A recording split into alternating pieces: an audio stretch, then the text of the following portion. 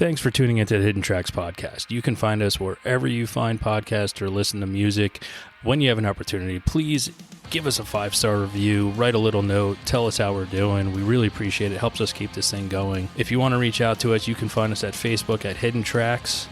Instagram is at HiddenTracks99, and if you'd like to send in submissions or talk to us or give us any feedback about what we're doing, our email is myhiddentracks99@gmail. Thank you so much again for tuning in, and I hope you enjoy the show.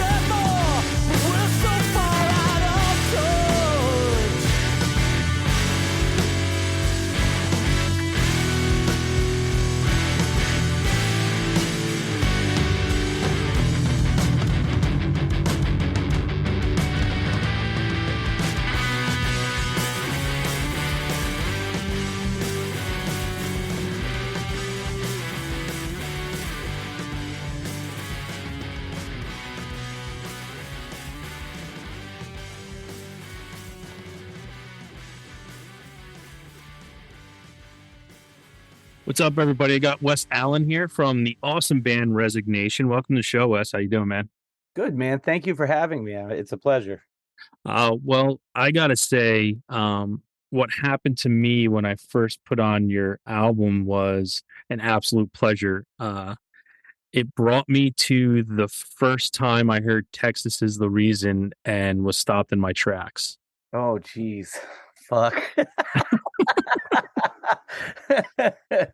Oh, man, that's a compliment. That band is honestly that Texas is the Reason it fucked me up for life. Like what the moment I heard I remember getting the Rev Comp, the in-flight program. Mm-hmm. This was like 97, I think it was, around then, and hearing that song, and I was just, because at the time I was just like a fucking normal hardcore kid. You hear that and it changes everything.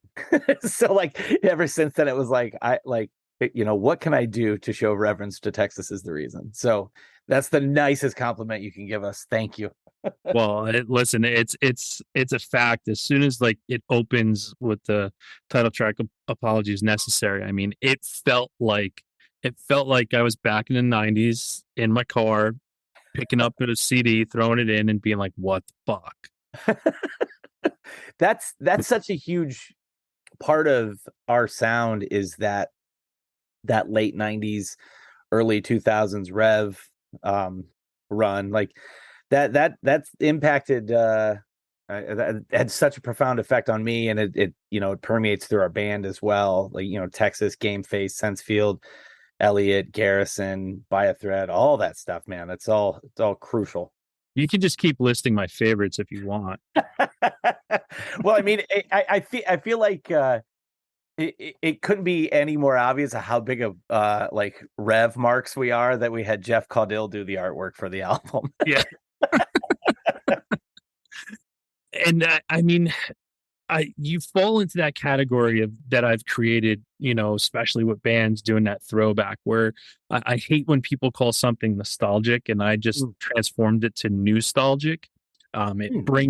It takes that something old where people like want to be nostalgic about something, but it makes it new and it gives it an opportunity to hit newer people and a broader audience. So Yeah, thank you. I like the thing is like for me, yeah, I'm 43, so like what's this, that the idea of nostalgia, and you look, I mean, it happened to, it happened to my generation too, of like nostalgia hit that as well. And it's, how music is, it's very cyclical and pop culture is cyclical, but it's funny to hear like these, like we've had a lot of younger people refer to us as like a throwback band. and, and it's funny for me because I'm like, well, it's not a throwback, that's where I came from. So.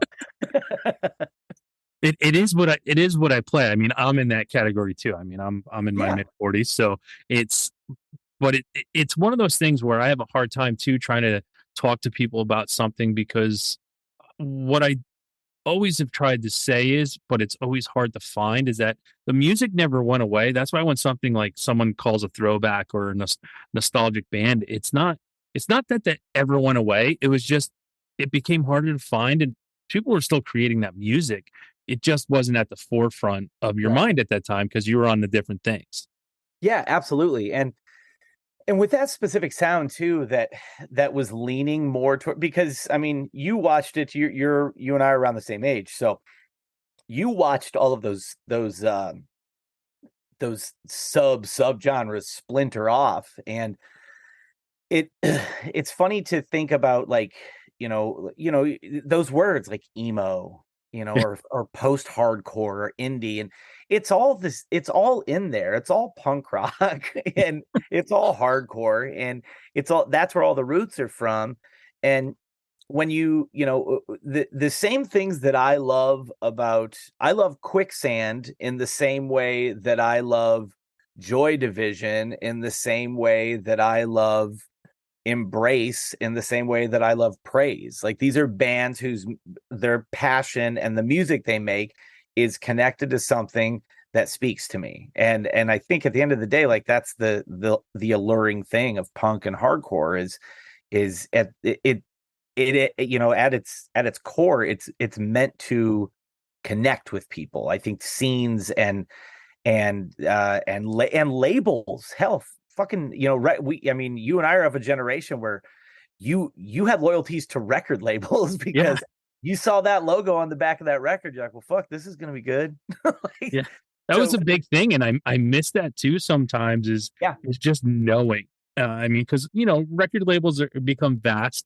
now because they try to hit a bunch of different stuff. But I mean, back in that day, you're talking like Deep Elm, Drive Through, like Rev, like Jade Tree, I mean, Equal Vision. You just knew what you were going to get. No matter what band it was, you knew what you were going to get. Absolutely. There was a quality to it. I remember, a big thing for myself and our guitar player, Chris, he and I have been playing in bands together for 20 years. And he and I still to this day talk about Initial Records because like it was a conduit of so many other labels. And those bands, that Initial had like Small 23 and bands like that on it that were awesome. Yeah. I mean, and there's the stuff too that people forget, like the first Elliott 7-inches and like Boy Sets Fire released shit on Initial. And then you had bands that, like, to me, like, especially right now, I hope to God that kids discover like the White Octave records or the records. The fact that you said the White Octave. So at the end of the show, we do our weekly threes, and like hearing what your stuff, it made me go back into older stuff. And the first album I picked out, which was staring directly in front of me on CD, was the White Octave Menergy. Yeah. And like it was the first one I picked. I was like, fuck, I haven't listened to that in forever. and I went right to it, and I was like, God damn, they were so fucking good. Yeah. Yeah. Yeah, dude, that label put out so much good shit, and I feel like it gets overlooked a lot. Like, man, if you look at those in Kindle's records, those right now like would be hitting with a certain audience so strongly because they straddled so many different lines of like pop punk, punk rock, the emo post-hardcore vibe. Like they kind of did a little bit of everything, but that label had such a wide variety. Man, I love that shit. Yeah, and I think I mean, we can wax poetically about being old Yeah. men now, but I think what was also awesome for us coming up into that in that era when that music was hitting was that like there was no genre, like there was no split of subgenres. We didn't probably really know what it was. It was just we loved the fucking music that was Yep. coming out. Mhm. And it just happened to be like I remember the f- I think I remember the first time I heard emo. Um and it was like at a Get Up Kids show, but it was I think it was Hot Rod Circuit at the drive-in and the Get Up Kids. Okay. And I think someone was there just for at the drive-in and I had never seen at the drive-in. And I was standing next to him and then the Get Up Kids came on and they're like, "Oh, these guys are so fucking emo." I was like, "What? Like what do you what do you mean?" They're like, "Yeah, no, emo. They fall into emo." I'm like, "I don't even know what that means, dude." It, So, dude, that word is so weird because, and I don't have a problem with it. Like, I mean, you remember, like, it hit a point where it was like a dirty word. Like, yeah. there was a band that our guitar player and I were in, and that was the realm we were in. But it's similar to Resignation, the band I'm in now, where it's we were not hard enough for hardcore. We weren't, I don't know, twinkly enough for that emo indie vibe. So we sat somewhere in the middle, and like but the word itself, like I remember it all revolved around, for me, I remember hearing that word as it correlated to, like you said, the Get Up Kids, Jimmy Eat World, the Promise Ring, the Crank, Crank Records Yeah. film. Like that's where I remember that word springing up, and I was like, oh, okay, well, I mean, I guess that's, but all music's emotional. I mean, so I mean, yeah, every bit of music invokes some sort of emotion out of you. it So, should. yeah, yeah, it's weird. It was just one of those things that like I remember so vividly, like not having to worry about like that label posturing stuff. But Yeah. then you started to see how like shows started to come together. Like no more were you going to get an at the drive-in opening for Get Up Kids. Right. You know, you weren't going to get that split. You were going to get just straight up emo, and then if you wanted to go to the post hardcore, then you had your at the drive-ins. Like there was a shortly after that a fair split of how things started to happen. Absolutely. Yeah. And I think that's what's so great about what's going on right now. This current boom that we're experiencing with hardcore and anything adjacent to it is we're getting back to those bills where it's like four bands and none of them sound the same. And Yeah, that is like best case scenario, man. I think that's what's like so great about Furnace Fest. Yeah. You get your hardcore metal and you get your pop punk and your emo, but it's all the fucking same, Yeah. and everyone's there for the same fucking reason. Oh, absolutely. Yeah. I mean, we play with, because the scene that we're a part of here in Northwest Ohio and Toledo, Ohio is it's very like hardcore dominated, but it's in the sense that like there's more hardcore bands than not, but they love bands like us. So like there's, because these kids want to hear everything. So like we play with lots of hardcore bands because that's basically the group that adopted us. And I mean, Toledo's responsible for something, some important bands, whether it's Citizen or Equipment, who are two massive bands right now. I mean, Citizen's been a massive band for over a decade. So that that sort of energy or that vibe is kind of a that Toledo puts out is really special right now, because there's so many bands that are so different, and we're all just really digging playing shows together, and it's a really cool fucking energy. Yeah, no, and you can absolutely see that, and I think after that boom in the mid aughts of the Mm. pop punk emo, where it was everything was okay, you're only into this, and Yeah. that's it. To the point now where like it's almost like it almost reset itself. Like how you said, it's cyclical, but it reset itself because honestly, I mean, you start with Jawbreakers, Dear You, and Sunny Day Real Estate's Diary. Like that was the beginning for the post-hardcore, emo stuff for me. Yeah. Yeah. And it's almost like it stopped for a tiny bit, and now it just said, "Okay, we just needed to reset the mechanism, and here we go again." And it's just opened up the doors to so much good shit out there, and so many different bands. You know, last week, a couple weeks ago, I was in Philly, and three bands that I've all had on the show, but like they couldn't be more different. And it was just so awesome that all three of them are playing together, and there's something for everyone at the show, and something that you can fall in love with that maybe you weren't ready for. Yeah. Who was it, if you don't mind me asking? It was Hidden in Plain View, Mercy Union, and Goalkeeper. Oh, right on. I just myself and our two guitar players, we just went to the Drug Church, Prince Daddy, Anxious, and Webbed Wing tour. And man, I will tell you, being at seeing a bill like that, seeing like you've got two very young bands in Webbed Wing and Anxious, Yeah. who are fucking incredible. And then like you have, scene veterans in Drug Church and Prince Daddy. Yeah.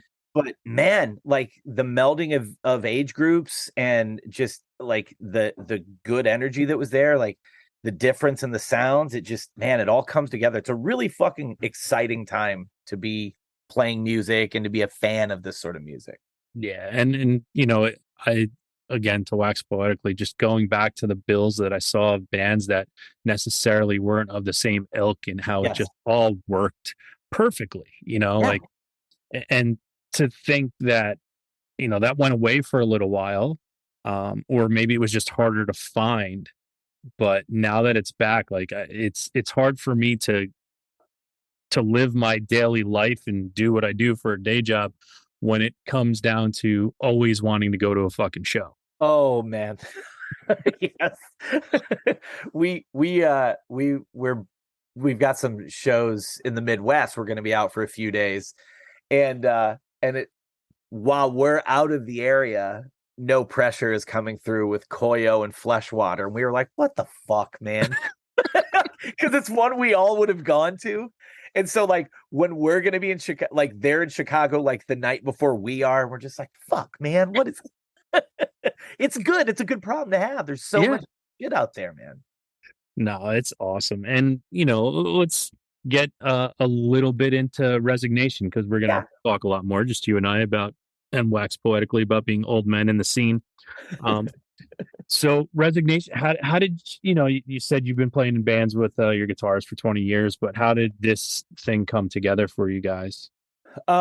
So this band, we have a very interesting story, because, and I'm sure like if people are already familiar with us, they can glean this from our social media and any like coverage that there's been of the record. But if not, to kind of give people a backstory, this band exists because in the fall of 2021, I nearly lost my son to suicide. And he was, had he not come to my wife and I and said, hey, I'm not okay, I am in really bad shape and I need help and I need it right now. That conversation was the difference between us losing him that night or not. And at that point, I had not been in a band in like 8 years. And mental health is a big thing in this house, in our family, because I've struggled myself. I've dealt with mental health literally since I was a kid, and fought with mental illness and suicidal ideation, and a suicide attempt in my early 20s. And it's something that as a parent you are terrified of, because you feel like, for me, it was this thing of like knowing I didn't, but feeling like I gave my son this sickness that I have. Yeah.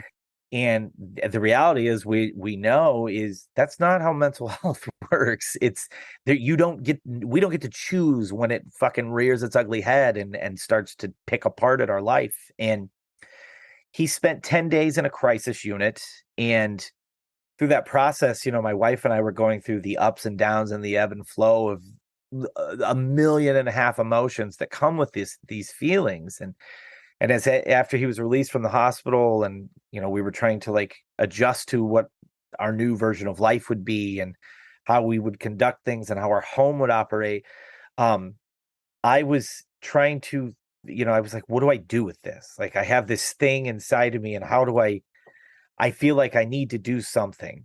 And I hadn't played in a band in a long time. And I thought, well, if there's one thing I can at least do is maybe I can, make music with some friends. And so I was working with our guitar player Kurt. He and I had already been working on stuff with our bass player Luke, who'd entered into the situation. And then our friend Tim at the time was helping us get off the ground. And I brought Chris in, because if I'm going to be in a band, I'm going to play with Chris. He and I have a very unique and special connection. I love him. He's a brother to me. And so like, for me, it was like, if I'm going to do this, I want him as a part of it. And it was a thing where, and then, we ended up with in a situation where, with our drummer Jim, who was the last piece and kind of brought the band together.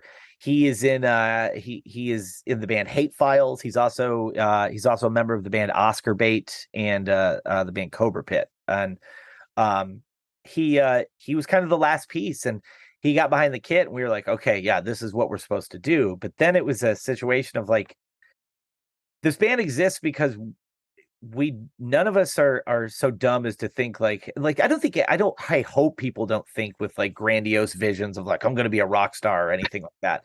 That's fucking silly. I'm 43. I'm married with kids. I have a mortgage, that's not an option.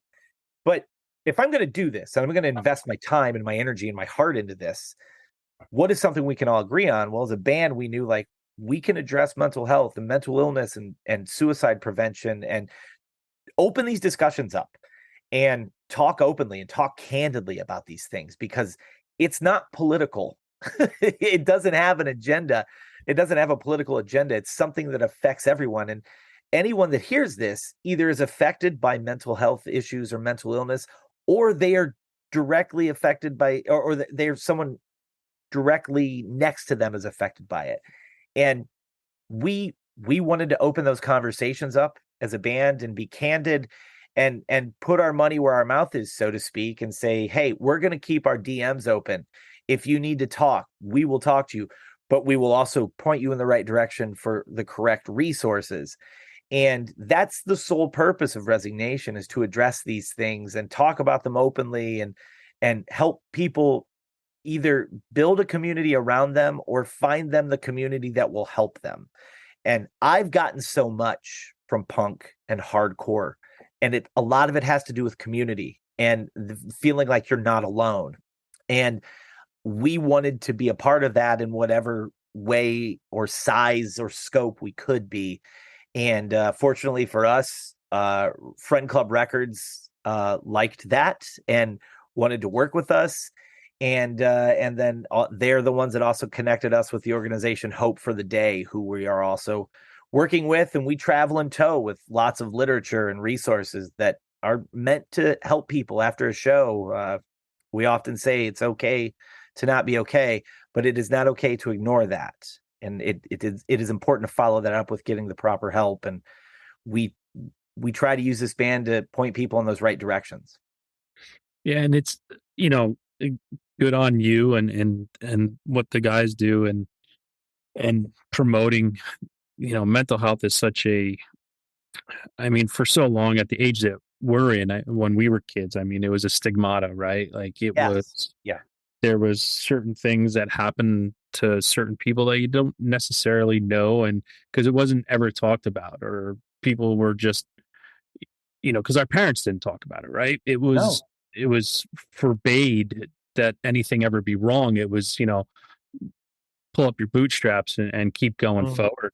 Yeah. And we've all dealt with it. I've dealt with it myself in my life and family members. There's been some bad instances, and it hurts everyone. And to try to get over stuff like that. And the one thing that I can honestly say is, I'm glad that your son got help and recognized that there was something wrong.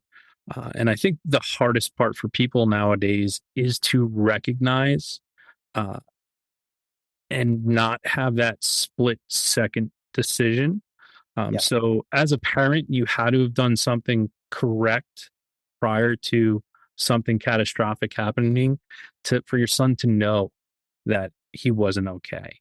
So, I want to say, as a parent, you did a phenomenal job at helping your son recognize when something wasn't right. Oh, thank you. And look, we know as parents, there's a lot of parents that aren't as fortunate as we are. Yeah. And are without their child now and have gone through the stages of grief and pain and mourning and that. And you said something interesting, because I think it is so important, especially for our generation. Because you and I are part of that latter stage of Gen X, and our dads and our grandfathers, like those generations, didn't talk about feelings. And it's, I'm not disparaging my father. I have a great relationship with my dad. He's a wonderful grandfather, but Me too. I wasn't talking to my dad about my emotions, and we weren't talking about our feelings. I wasn't having those like, hey, how are you? Are you good? Sort of conversations. And I think it's our job to that fell on us to go, nope, we can't let that cycle continue. It Yeah. is not, it's not the road that we want our kids to go down. So I think, we have to use it where we can. And it goes beyond telling your kids you love them. It's sometimes forcing a conversation, although it might feel, shitty. You have to discuss these things. You have to address them, because it's the difference between, in my son's case, it was the difference between knowing he could come to us or not. And fortunately, he knew with those emotions, he could come to us. Yeah. And that's the tough thing. I mean, and, can't believe, that I'm going to say this on a recording, but I mean, and it's no disrespect. I love my father to death. Yeah. And, Yep. we have a very good relationship, but I can count on one hand how many times my father's ever said, I love you. Oh, dude. Yes. And it's a man who was born in the 40s and who grew up with a dad who, like, there was not, and I grew up the same way. It was, hey, I'm 5 years old carrying wood into the house to light the fire, because we were working. And it's a different thing now. And I saw that what was nice was my brother's 10 years older than me, and his children and I are very close. But to see him break that, because he had it worse than I did, right? Because he was 10 years older than me. Yeah. And, to see him tell his kids all the time that he loves them, and like and it's hard because I don't say it to my dad as often as I should, maybe because I don't know if he's going to say it back. Yep. Or, it's still one of those things, and it's hard to judge with. And we've had a lot of bad things happen with our family. We talked about suicide before, and, my parents are living without one of their children because of it. And, it's also, do they take that upon themselves as, do they think they never, didn't say I love you enough, or do they? And I won't know, because we've never talked about it. And I don't think we will, because we've never been that family. And it's hard to figure out how to make something that you're afraid of, the reaction you're going to get, to not, you know what I mean? To not say something, because you don't know what's going to happen. Right. No, I completely agree. And I watch, like I watch my father and I watch him with my kids and I watch him with my brother's kids and I see like the love that he puts into them and the nurturing side of him.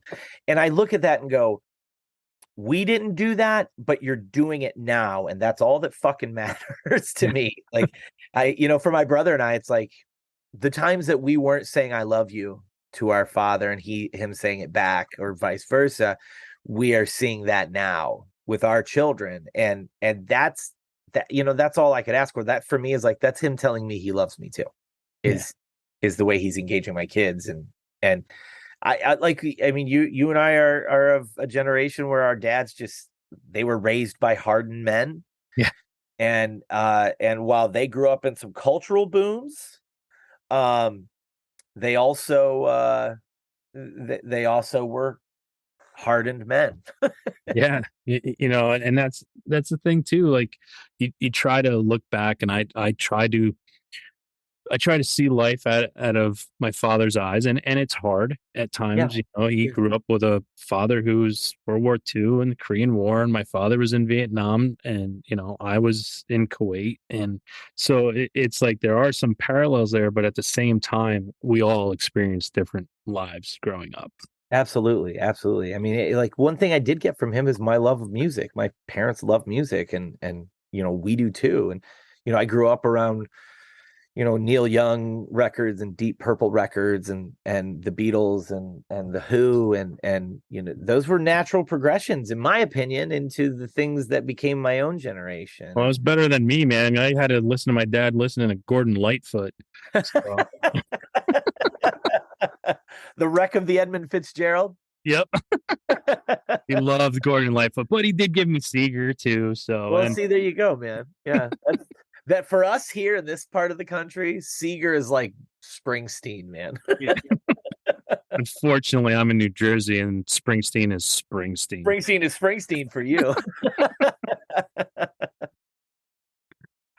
But going into that and music, I mean, yeah, and growing up with that kind of stuff, I mean, and getting back to what life really is, and I have to say, music did save my life. Absolutely, many different instances, and growing up with a wide array that I was very lucky to have, with my brother being 10 years older and my parents being doo-wop and folk, and my sister, God rest her soul, who was all new wave. Yeah. I mean, what was it that you found yourself growing up and having music around that you truly attached yourself to at a very young age? So like when I was a little kid, I had an uncle who showed me thrash metal. So like, I was like a young kid and I was hearing, Metallica, Megadeth, Anthrax, Slayer, Testament, Exodus, all that stuff. And then, as I got older and I hit those early teen years, like that's when Nirvana and all that stuff broke. So that was my stuff. So like finding Nirvana on my own and Teenage Fan Club and REM and Dinosaur Jr. and Pearl Jam and Mudhoney, like that Lemonheads, that was another huge fucking band for me. That stuff was the stuff I found on my own, and it eventually led me to discovering Minor Threat, Hüsker Dü, The Descendants, Black Flag, which then, of course, then you find out like, oh, there's bands of your generation that are doing this. So, then you go down that's what parlayed me into basically that alt rock boom in the 90s was my first, like, these are mine bands, because they did lead me to hardcore and punk. Yeah, they were those were the gateway bands, like Teenage Fan Club for me is like that. Yeah. That's like my honey hole of music that I tend to always go back to. A Teenage Fan Club, Dinosaur Jr., the Posies, those are I love harmonies and that's the kind of stuff that was gateway stuff to get into. For me, it was, I remember in high school running out to Sam Goody, and didn't know who they were. I just loved the album cover and getting Sunny Day Real Estate. Yeah. And Sunny Day Real Estate for me was like I put it in my car and my CD player that so excited, my friend and I, and like it came on and buying, never hearing it before, just cool album cover and I like the name Yeah. and like attaching myself to being like, all right, I got to show everybody this band. They're amazing. And like Yeah. that was, but if I never had heard the Dinosaur Juniors, the Lemonheads, the Teenage Fan, I never would have, I don't think my ears would have been able to handle that I right agree. at the time.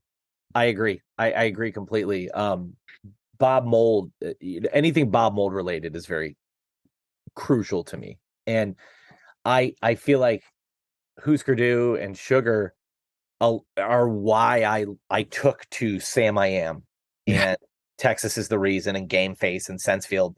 Like that stuff, it was absolutely the gateway for me into those bands, or at least helping me understand that, because I think even at the time with the whole Epitaph Fat Records thing, that's a very distinct sound. Yes. And not to say that there aren't melodies in there, but like you and I are talking about stuff that is verging in like into the power pop territory. And so like that is melody and melodies on top of melodies. And that's where, when you get into that realm of like, you hear a Game Face or a Far Side or a Sensefield, that's not just your normal punk rock or your normal hardcore. There's a lot more going on there. These are good singers who believe in finding a strong chorus to connect to. And I'm in the same boat you are. Without Dinosaur Jr. and stuff like that, I don't know that my ear would have been tuned to that. Yeah, and you just ran off a couple bands who I don't think get the credit they deserve when it comes to a lot of what became popular and more technical. And like Game Face for me, I mean, that was from the moment I heard Game Face, and that was a small record. That was what Network Sound, right? NS Records was the first thing that came out. It was a small label, but they were just different. And from them, I found Farside as well, and Rochambeau and Monroe Doctrine, like great albums. And Sam I Am, like having Sergi on the show was an awesome thing to be like, dude, you have no clue what it is that you were part of that. Oh man, so special to my life. Like and Sergi is a really great example of somebody who is within this realm of music. He is so crucial and has impacted so many songwriters and how they approach songs through Sam I Am, every band he's been in. Yeah. Sam I Am, Knapsack, Solea, the Racket Club, and now with Ways Away, which is, holy shit, is that a great band? Like it's Ways Away is one of those bands for Resignation that that's a group chat band where we're all just like, fuck. Like, and it's Sergi, it's his approach to songwriting. And I mean, man, those bands though, Game Face is another great one. Jeff is an amazing singer. His how he writes songs and his approach to a chorus. He's got there's always been like a strong Tom Petty vibe to him. Oh yeah. In his most punk rock sense, there's always been a very strong Tom Petty approach to his songwriting that I love. I love Jeff. He's a wonderful human being. And same goes for the Far Side guys. Popeye's an incredible singer, like unbelievable rock singer. And John Bunch from Sensefield is another one who might be one of the best vocalists to come from our realm, if not, the best. Like he's one of the most distinct, powerful voices that I think punk and hardcore ever produced. Well, I think there were so many of them, and that's when I hear some people, nowadays what becomes, I'd say, popular or someone trying to do something, you just named a bunch of great vocalists, and the list goes on and on with a Joey Cape, Tony Sly, yes, and who it is as soon as you hear their voice. Yes, where I think sometimes now today, there's music that people are like, oh, you got to hear this. And I'm like, I got no redeeming factor from the vocalist, that it just sounds like 20 other guys I heard. So Right. kind of not really in on it. And if you look at music that makes an impact, it is that voice that Always. Yeah. distinguishes it. Yeah. I mean, when you think of a band like Hot Water Music, which is a great example of Chuck and Chris Yeah.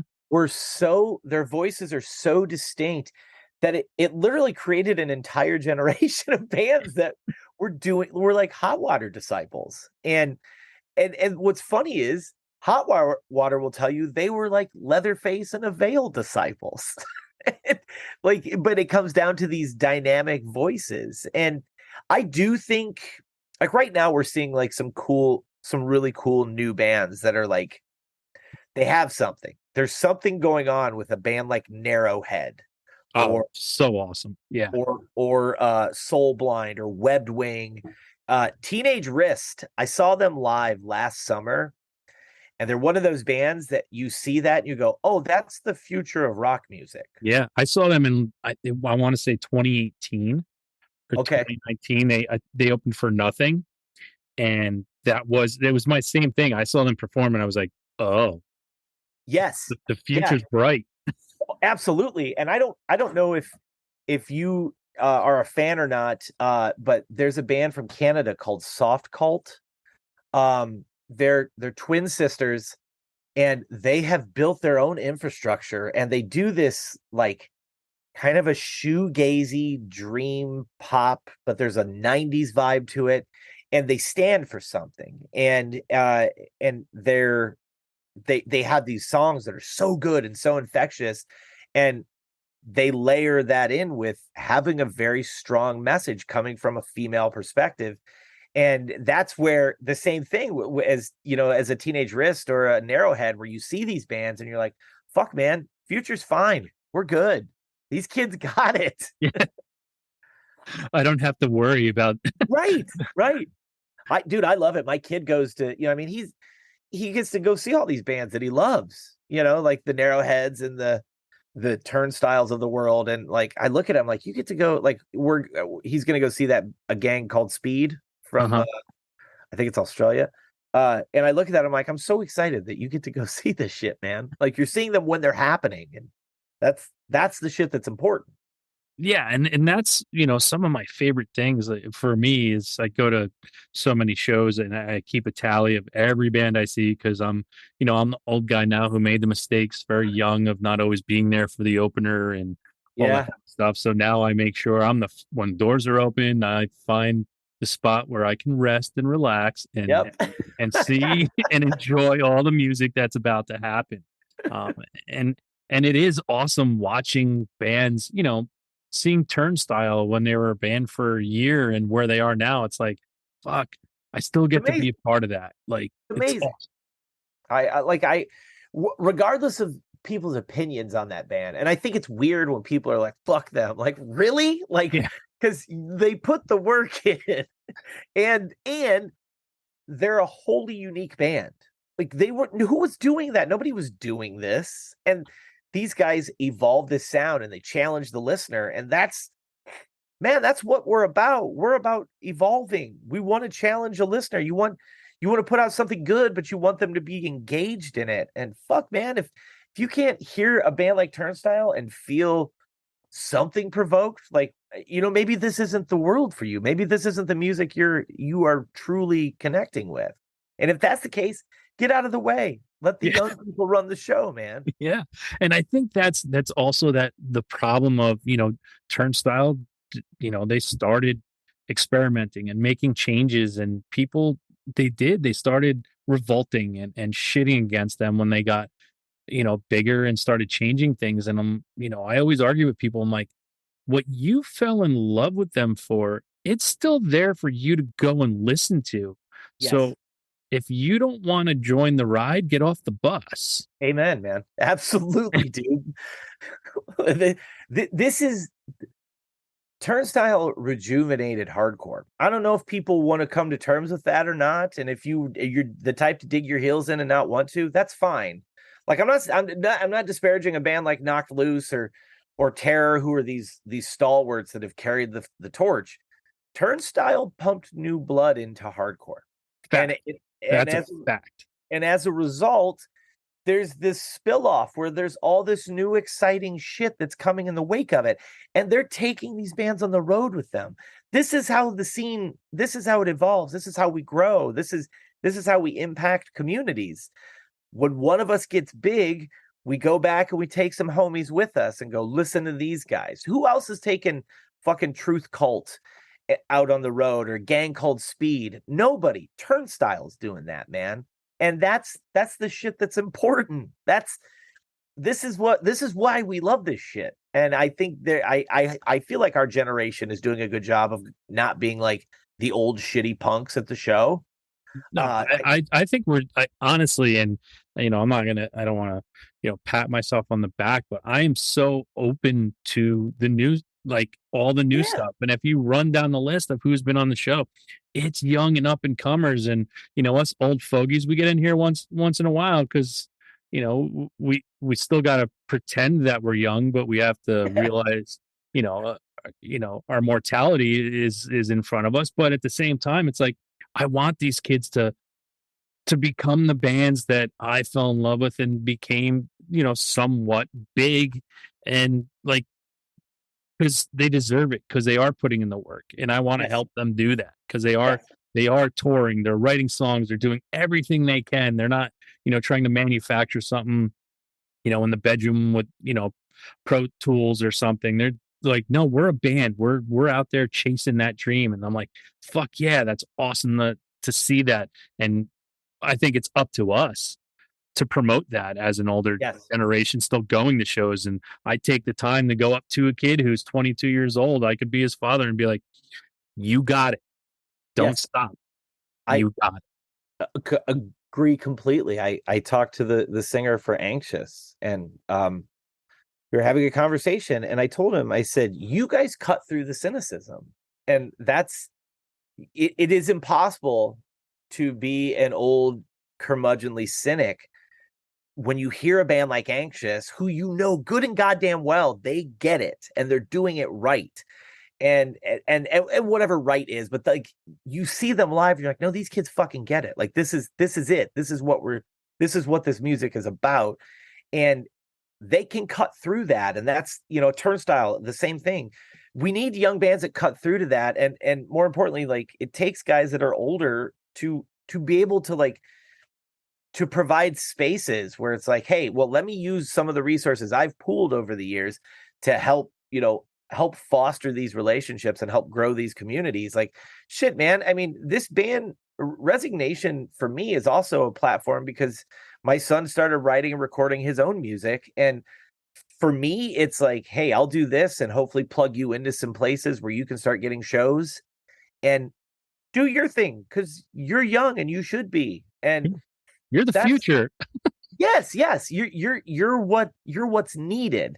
And I think if more of our generation of punk and hardcore people are willing to do that, we are going to see this thing carry on, not just in a spurt, but like a real fucking steady stream of this that can continue on for years to come. Yeah, and it's one of those things too, like looking back on my life and always, I'm now that old guy at the show. Yeah, and I'm okay with it. Like, as a young guy, I was like, who's that old guy here? That old guy is me. And he's just there because he fucking loves it. Dude, same. I'm taking my daughter Friday to see Soft Cult and Soft Blue Shimmer. And all that vibe is hers. Like, that's her shit. That's, that's that kind of shoegazy dream pop stuff.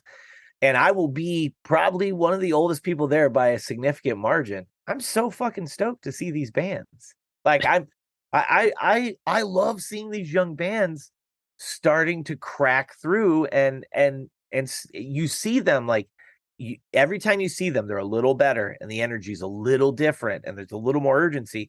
And to watch a band grow like that, there's nothing more exciting, man. No, when you see that little spark in their eye when they figured it out, yes, it's awesome. there's a confidence. Yeah, I mean, we've seen it over the years of just seeing bands that you're like, fuck, man, that's it. They've got it. This is what it's supposed to be. I saw Quicksand when they were on the tour for the last record, and they were playing like for guys that have been doing this shit for so long, they could be cynical. It could be a cash grab. They were playing with the youthful excitement and like there was like a new, like there was something in them. It was inspired. And to see guys of that age doing it and like still are moved by what they're doing, like, man, you can't help but feel connected to that. No, and I think Walter's in such a good place right now to, I saw him a couple months ago, and the smile on his face the entire time, it was infectious. And I had seen him the last time I saw him was probably 4 years ago on their, not the latest album, the one before that. Yeah. And he wasn't as happy as I just saw him. I think it was November when I saw him, and it was just, I was like, that right there. Yes. That, I mean, he's loving it. It helped that his parents were in the back, and it was a small club show here, and it was like, it's 150 people can fit into the space, but he was just so happy and so amazing. And like, to think from the first time I saw Quicksand in like 92, 93, to where they are now, and to still be cranking it out and to be happy. And for me, it like, he's opening up for Samiam here in New York in April, and then he rival schools, and it's like, this is amazing. Like, this is amazing that I get this all. Yes. Oh, dude. Yes, absolutely. Like going back out and seeing, like, I look at it, I'm like, you're fucking back together. Like, this is crazy to me that I'm seeing you again. Like you circle back and you're like, isn't this fucking nuts? We're all back here together. We're a little older. We're hopefully a little wiser, but we're still connected to this music and shit, man. I think that's why I'm in a band again, because on a much smaller scale, I want that. I crave that connection, and to be able to do it with no ego and no insecurity, but just like, hey, we have something positive we want to do. Let's do it. Let's just fucking do it.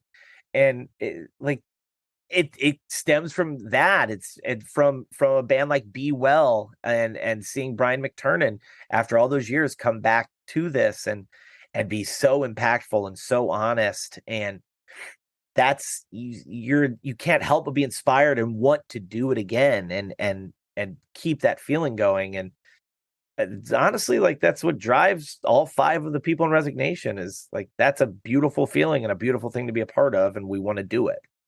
Well, I'm glad you did do it, and thank you. Because it gave me that beautiful feeling in my ears of just, it was an audible sigh of like relief, not the disgust sigh. It was like relief, like, the saying is music to my ears, and it's exactly what it was.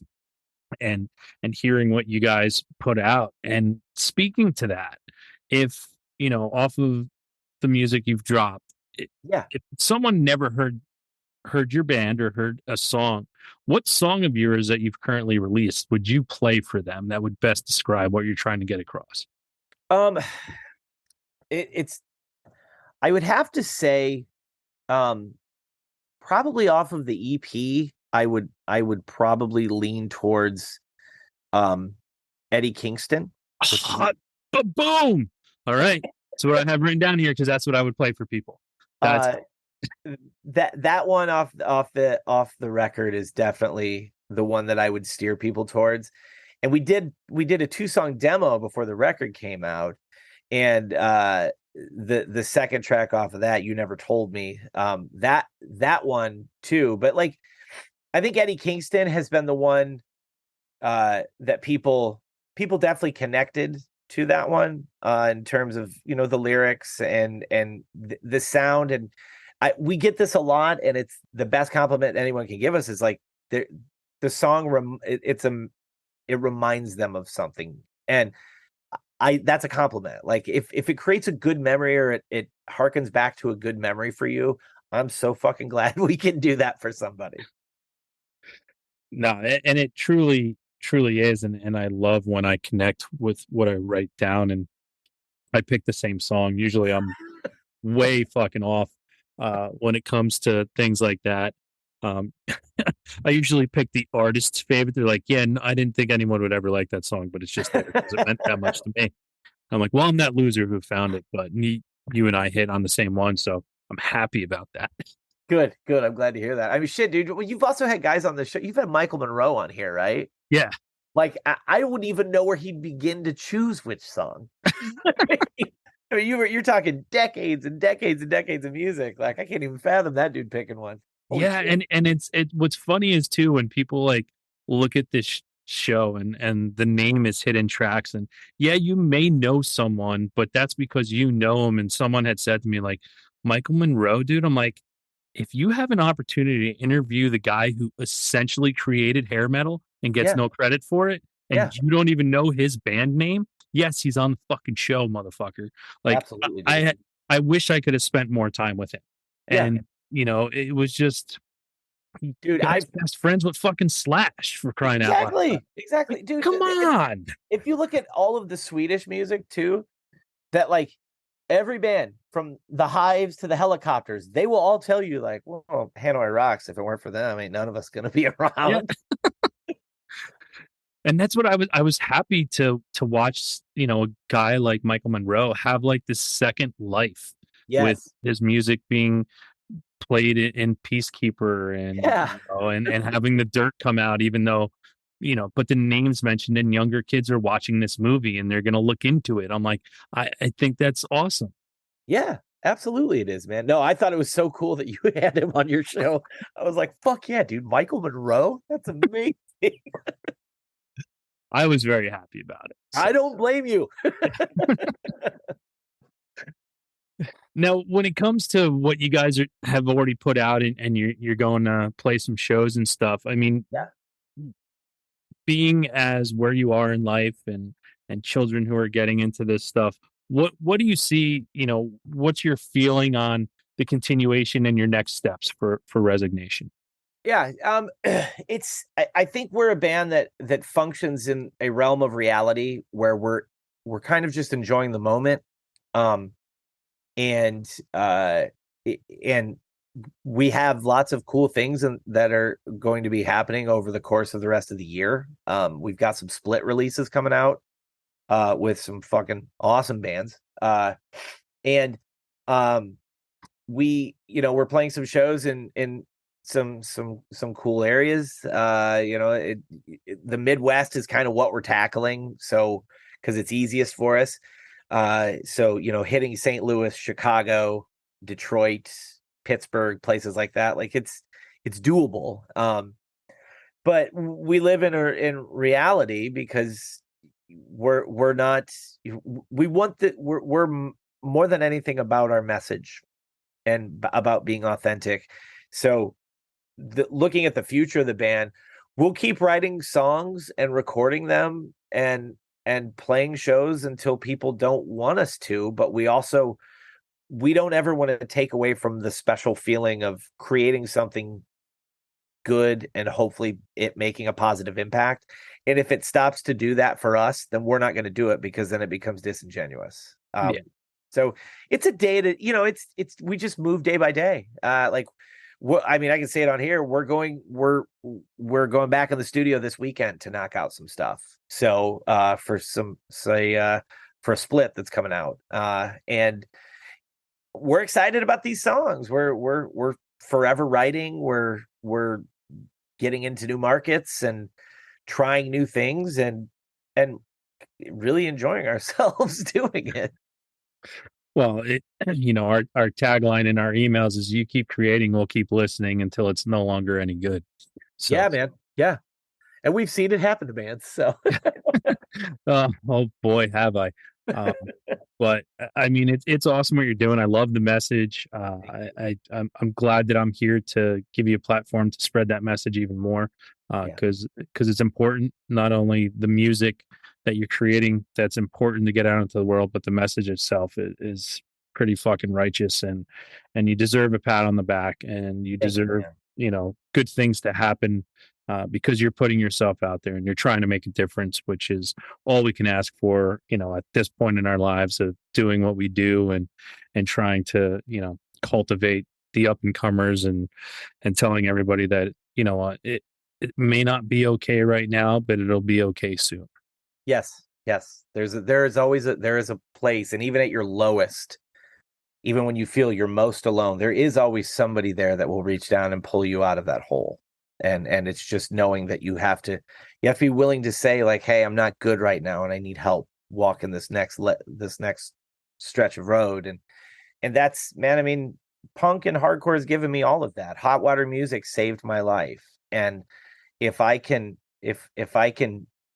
put something positive into the world in the way that those bands positively affected me, then I can die one day happy knowing, hey, I used some of the abilities I had and did something positive with them. And that's really all this shit's about, man. If we can't leave something good behind, then what's it all for? Why are we even fucking bothering? And we bother because we matter. People matter, and taking care of people and being taken care of. All of these things, these are necessities. This is what drives human beings, and we should want to do that. We should want to be involved in that. And thankfully, even when we live in a country where the government doesn't necessarily work on behalf of the people, I still see people helping each other. And that's enough for me to go, fuck yeah, I'm going to keep doing this. Well, thank God for people like you. So, well, thanks, man. Appreciate it. Thank you for giving bands a platform to talk about their music, because without people doing what you're doing, it's hard for bands like us that are smaller to get through into certain pockets. It means the world to new bands. Well, it means the world to me to showcase bands like yourself that deserve, and that's kind of the thing too, where I get a little pissed off sometimes, and I have no reason to be, but when it's like, okay, does so and so really need to also have a podcast when you're such a huge star to make money off of, like, when you're just talking to your rich friends anyway, like, yeah, like it's these grassroots things and other podcasts out there that are grassroots and really trying to perform, that don't, you don't get moved up that fucking Apple podcast of the week. And because you have some person who's rich as fuck and made millions as a talentless hack pushing their own agenda, when true people, people have reached out to me to be on the show. They're like, publicists with bigger clients. And I'm like, no. Yeah. I'm like, no, that's not what we do here, Right. And that's what hardcore and punk has taught you. Like, no, look, we need to elevate voices that aren't getting heard, because it could be as simple as new and upcoming bands. It could be people that are a part of a marginalized group. We have to elevate these voices. We're not everything fits into a box, and we have to be willing to know that, like, we have to have uncomfortable conversations to figure out how to make sure that everybody gets a piece of this together. Yeah. And I think our conversation tonight has lent itself to opening up a lot of things. I opened up a lot more than I thought I would. So thank you and screw you for that. I have a tendency to do this to people, man. I'm sorry. No, listen, but it's what it's all about. It's truth and honesty and being comfortable with people. And I think that's where, we came together because of music, right? And it was, we don't know each other from shit from Shinola, like, but what we can connect on, what brought us together, and to be two human beings having a natural, normal conversation, is because of music. And that's the dream. That's the underlying factor that, if we can all come together over something that, I've only met one person in my entire life that says they don't listen to music, and I've never talked to them again. Um, because Yeah. they're not they're not human. So No, there's no way. but it's just that thing. If we can find that normal, simple thing, at which I always say it's music. It's the universal language around the world that we can all agree and disagree on, but we don't hate each other for something someone else likes when it comes to music, right? You just Yes. find the common bond between, okay, well, if you like that person, I don't like them, but how about this? And then you find that commonality, which we don't do in our everyday life.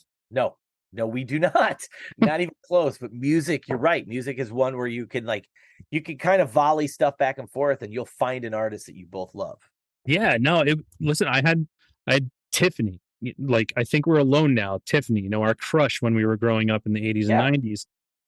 She had one song that people knew from her, right? And I had her on the show, and we're talking because to me, she was still a hidden track. People probably had no idea she's still creating music to this day.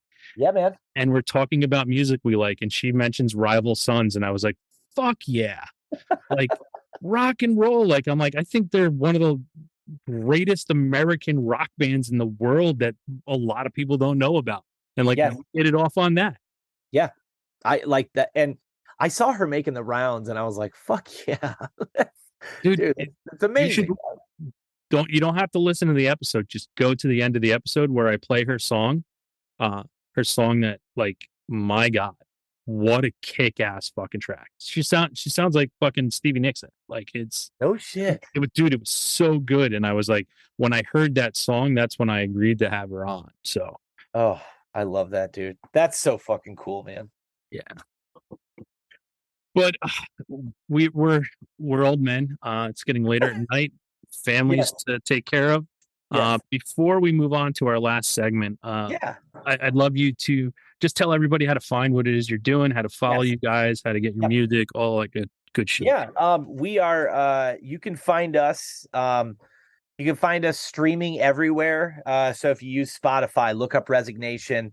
We're on Instagram at Resignation Music. We're on Twitter at Resignation Band because that was taken.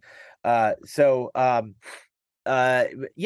us. Unfortunately, these are the necessary beasts of music nowadays. So if you listen to us on Spotify and things like that, it's a big help to bands that are that are trying to crack through. And you can still pick up the second run of our EP on Friend Club Records. They have our EP and they have t-shirts for sale as well. But find us at Instagram at Resignation Music, and please find us, stream us, like us, follow us, the whole thing, man. That support, that means a lot to bands that are that work strictly in an independent sense. Yeah, and that's what I say here all the time. People, if you have that couple dollars and you really enjoy them, buy a t-shirt, buy a tape, because that's truly how it makes a difference. And it does. These smaller bands can keep going. Yes. The streams are great, but you saw we put up the graph of how much everyone makes from every streaming service. So let's spend our money wisely where it makes a true difference. Yes. Yeah. When you come to a Resignation show, if you're buying a t-shirt, you're buying it from us. Yeah. Like that's money that keeps us moving. Awesome. Well, our last segment, our weekly threes. It's 3 things you're listening to right now that you'd like people to check out. Yeah, sure. So I am currently listening to the new Narrowhead full length. I'm listening to that a lot. It's what's it called? I got the record back here. But the new Narrowhead full length I'm listening to constantly. It's called Moments of Clarity. There we go. Yep. Highly recommend that record. My son has his first song out. So if you like singer-songwriter stuff and the kind of Rocky Vodolato, Damien Jurado vibe, look up Cash K. Allen. his song. I love it. I'm biased because he's my son, but I'm really fucking proud of him. And a band from Toledo called Hate Files. They just put out their second two song single. They're the fucking best. They're our brother band. And they're just a fucking party. They're Resignation and Hate Files were kind of a this like 9-headed monster of friends. And I know I'm sounding like a total homer right now. No, listen, brothers in arms, man. I get it. Yes. Like, but Hate Files, go listen to their new 2-song single. Check out Cash K. Allen, his song Alone, and the new Narrowhead record, man. It's good as fuck. Go listen to it. Yep. We've had it on our threes a couple weeks ago. So hell yeah, man. Hell yeah. And of course, listen to Resignation, please. Well, yeah, no, I mean, it goes without saying. That's why you're here. Yeah. So my 3 for this week, considering listening to your band, it made me go back and pull CDs out of things that I haven't listened to in a very long time. That gave me the feeling the first time I heard it. So I want to thank you for bringing stuff back to me. So my first one is a band that probably you won't be able to find anything on them if you haven't ever heard of them. Was a band called Pants, and that was with a K. That's Kpants. The name of the album was Charmless. Okay. And from 1994, they were from Eugene, Oregon. If you ever want to hear it, hit me up and I'll make a copy and send it out. But it was just remembering that time and place that I saw it sitting in my CD collection. Like, I don't think I've listened to that forever. And I remember blasting that all the time. And boy, was I excited when I listened to it again. Hell yeah. The next one, band called Shotzi. Name of the album was Death of the Alphabet. Came out in 2001. So I'm tracking here. It's been a long time since I had a lot of old stuff. But you reinvigorated my passion for stuff that, I'm always seeking new, and I forgot about the old. So, hell yeah. So Shotzi, Death of the Alphabet was another one. And last but not least, a band that I saw open for Green Day and Bad Religion back in 91 or 92, Seaweed. Oh my God, dude. What huge influence on Chris and I. Yeah. So putting on 4 the other day. Yeah. It came out in 1993, and that album, how much it meant to me back then. And it was almost like I heard it again for the first time, but I knew every song and loved every second of it. And I just honestly haven't listened to it, I'd probably say, in 15, 20 years. If in some small way Resignation caused you to listen to Seaweed, and you started this off by referencing Texas as the reason, you've basically just made my fucking month. So well, it's all true, and we didn't talk beforehand, so we didn't. No. So this is all straight, honest truth. That it really is. I'm glad I could make your month, because it's all there for the world to listen to now. But yeah, no, as soon as I heard that your first song, I was like, fuck, this reminds me of Texas is the Reason. And for some reason, going through my vast collection, I looked at Seaweed 4 and I was like, yeah, I haven't heard that. And I put it on. I was like, fuck yeah. Why don't I listen to this more? Hell yeah, dude. But Wes, thank you so much for being here, man. Thank you for spending time. Thank you for spreading your message and creating the music that brought us together, because that's the most important factor in it all. Bringing us together and creating something that, will outlast you. Thank you, dude. I can't thank you enough for having us on and allowing us a platform to talk about the record. And I hope people walk away from this and they go listen to it. I hope they enjoy it. Well, they will, because we're going to force them. So right on. this conversation better have forced them to. But everybody, you know what time it is now. It's time to go out, listen to Resignation, and have a great fucking time.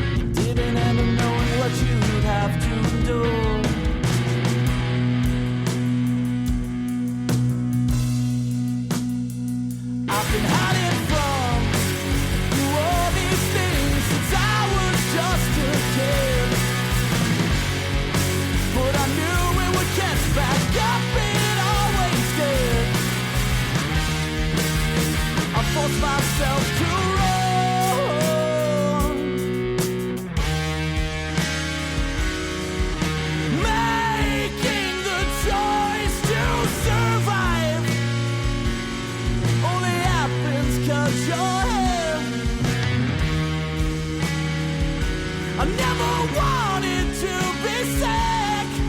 I didn't want you tending to this.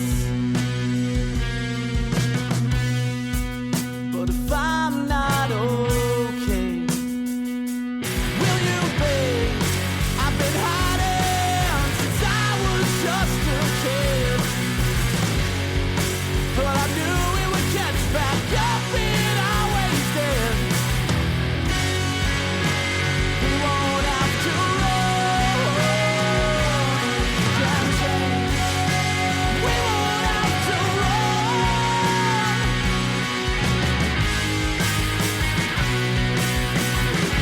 Time's disappearing and I'm terrified. Fate is far too cold. My age is starting to show. I'm afraid to let you go. I love you more than you will know. I've been hiding since I was just a kid. But I knew it would catch back up in our wasted. We won't have to run. Can't change. We won't have to run. We won't have to run. Can't change. We won't have to run.